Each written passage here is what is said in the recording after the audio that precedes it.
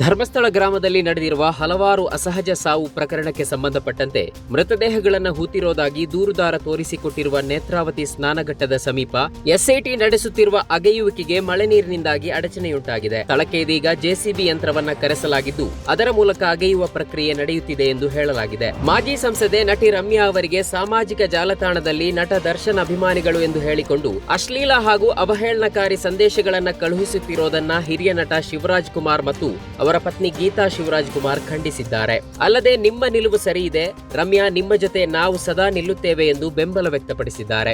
Operation Sindoor ಸಮಯದಲ್ಲಿ ಗಡಿಯಾಚೆಗಿನ ಸಂಘರ್ಷದಲ್ಲಿ ತಮ್ಮ ಹೆತ್ತವರನ್ನ ಪೋಷಕರನ್ನ ಕಳೆದುಕೊಂಡ ಜಮ್ಮು ಮತ್ತು ಕಾಶ್ಮೀರದ ಪೂಂಚ್ ಜಿಲ್ಲೆಯ 22 ಮಕ್ಕಳಿಗೆ ಲೋಕಸಭೆಯ ವಿರೋಧ ಪಕ್ಷದ ನಾಯಕ ರಾಹುಲ್ ಗಾಂಧಿ ನೆರವು ನೀಡಲಿದ್ದಾರೆ. ಗಾಜಾದಲ್ಲಿ ಇಸ್ರೇಲ್ ನಡೆಸುತ್ತಿರುವ ದಾಳಿಯು ನರಮೇಧಕ್ಕೆ ಸಮ ಎಂದು ಕಾಂಗ್ರೆಸ್ ಸಂಸದೀಯ ಪಕ್ಷದ ಅಧ್ಯಕ್ಷೆ ಸೋನಿಯಾ ಗಾಂಧಿ ತೀವ್ರವಾಗಿ ಟೀಕಿಸಿದ್ದು, ಮಾನವೀಯತೆಗೆ ಮಾಡುತ್ತಿರುವ ಈ ಅವಮಾನದ ಎದುರು ಪ್ರಧಾನಿ ನರೇಂದ್ರ ಮೋದಿಯವರ ಮೌನ ನಾಚಿಕೆಗೇಡಿನ ಸಂಗತಿ.